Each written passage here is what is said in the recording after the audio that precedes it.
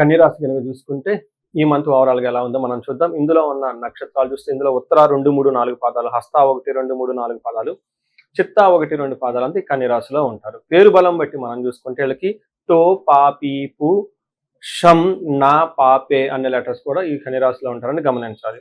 మనం ముందుగా చెప్పుకునే విధంగా 4 గ్రహాలు ఇందులో మారటంతో ఈ రాశి వాళ్ళకి ఓవరాల్గా ఎలా ఉందో మనం చూద్దాం. అందులో లఘు గోచారం, సూక్ష్మ గోచారం ఉన్న కాన్సెప్ట్ ప్రకారం మనం చూస్తే వీళ్ళకి ఫస్ట్ 15 రోజు కొంచెం శారీరకంగా ఇబ్బందులు వచ్చే విధంగా ఉంటుంది. అంటే బాడీలో హీట్ అవ్వటము, కొంచెం టైర్డ్నెస్గా ఉంటుంది. 15 డేస్ తర్వాత మీ చుట్టూ ఉన్న వాతావరణం ద్వేషపూరితంగా ఉంటుంది. మిమ్మల్ని కొంచెం ఇబ్బంది పెట్టాలని జనాలు ఎక్కువ ఉంటారు.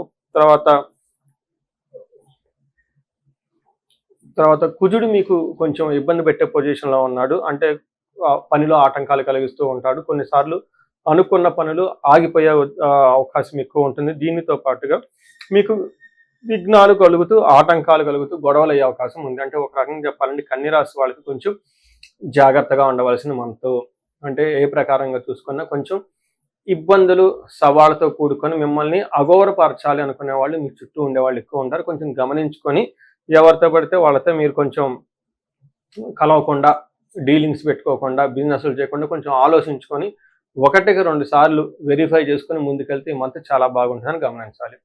ఎందుకంటే మన గ్రహం ప్రకారం చూసుకుంటే వీళ్ళకి సూర్యుడు 9వ స్థానంలో ఉండటంతో, 9వ స్థానంలో ఎప్పుడైతే సూర్యుడు ఉన్నారో మనకేం చెప్తారంటే సంస్కృతంలో నిందాపరాధ కలహం నిర్దోషచ్చ ధనక్షయ పుణ్యలాభార్థ నాశనాచ విరోధ విచార నవమే రవి భవేత్ అంటారు. అంటే 9వ స్థానంలో సూర్యుడు ఉంటే ఏమవుతుంది, నిందాపరాధం, పాపం మీరు చాలా అమాయకంగా ఉంటారు. కానీ మీకు ఎలాంటి తప్పు లేకపోయినా కానీ మిమ్మల్ని నిర్దోషులుగా ట్రై చేయాలని, మిమ్మల్ని బ్లేమ్ చేయాలని, మీ మీద బ్లేమింగ్స్ పెట్టాలని చెప్పి ట్రై చేస్తూ ఉంటారు. అంతేకాకుండా వృధాగా గొడవలు పెట్టుకుంటూ ఉంటారు. కలహం నిర్దోషచ్చ, మీలో ఎలాంటి లాభం లేకపోయినా కానీ మిమ్మల్ని కావాలని గొడవ పెట్టుకుంటూ ఉంటారు.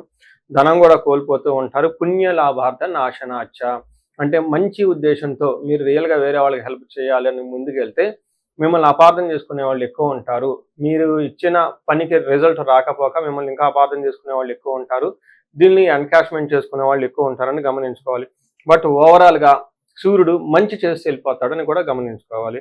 అదేవిధంగా కుజుడు వీళ్ళకి 8th హౌస్లో ఉండటం మిక్స్డ్ రిజల్ట్ వస్తుంది అని చెప్పుకోవాలి. మిక్స్డ్ రిజల్ట్ అంటే గ్రహం 8వ స్థానంలో ఉండటం బట్టి ఏమవుతుంది అంటే ప్రవాస కార్యహాని సాత్ కసారోగ పీడనం స్థాననాశన రచ్ఛేద అస్తమస్థిత్ భవేత్ రవి అంటారు.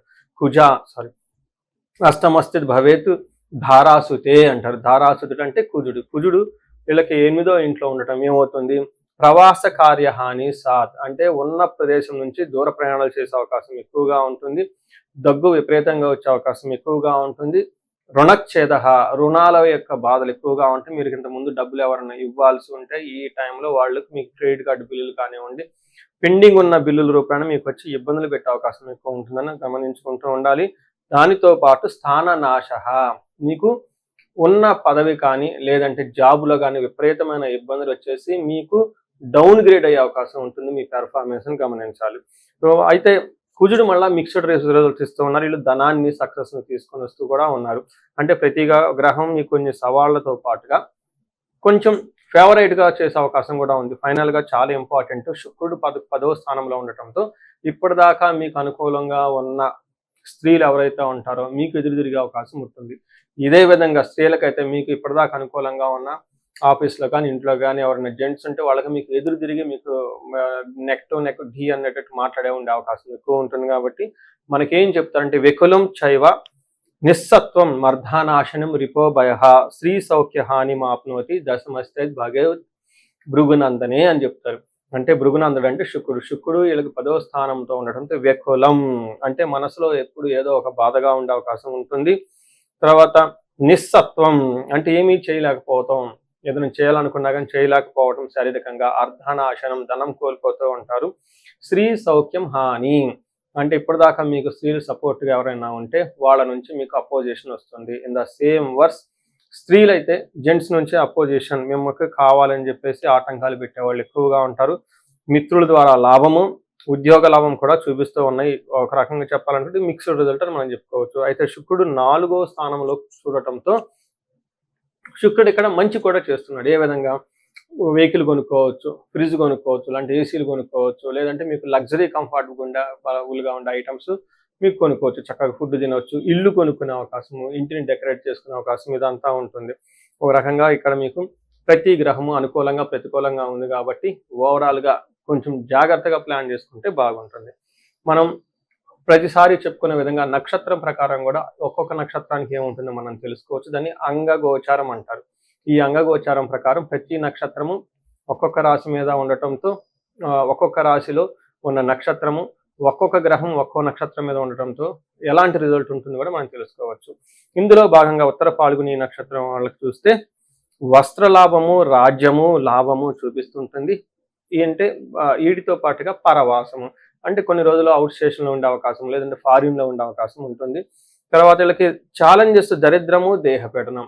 కొంచెం హెల్త్ కాంప్లికేషన్స్ ఉంటుంది. ధనానికి ఇబ్బంది పడుతూ కూడా ఉంటారు.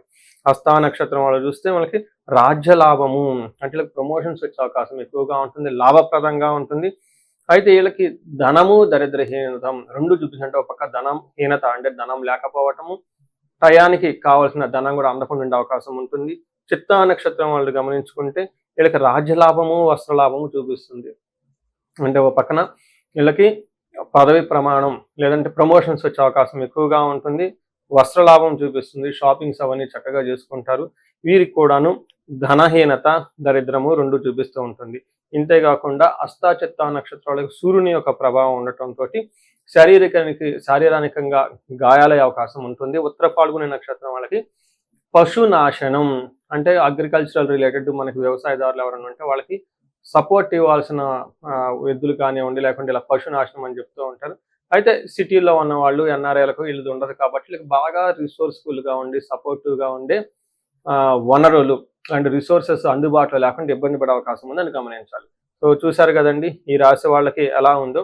అయితే ముఖ్యంగా ఒక విషయం మీరు బాగా గమనించుకోవాలి. 2 గ్రహాలు అనుకూలంగా లేకపోవడంతో ఫస్ట్ సూర్యుడు, రెండోది కుజుడు కూడా అనుకూలంగా లేకపోవడంతో సూర్య నమస్కారాలు చేయటం, తర్వాత సుబ్రహ్మణ్యేశ్వర స్వామిని ఆరాధించటము, వీటితో పాటు లక్ష్మీనారాయణని చక్కగా పూజిస్తూ ఉంటే మీకు ధనము, ఐశ్వర్యం వచ్చే అవకాశం ఉంటుంది.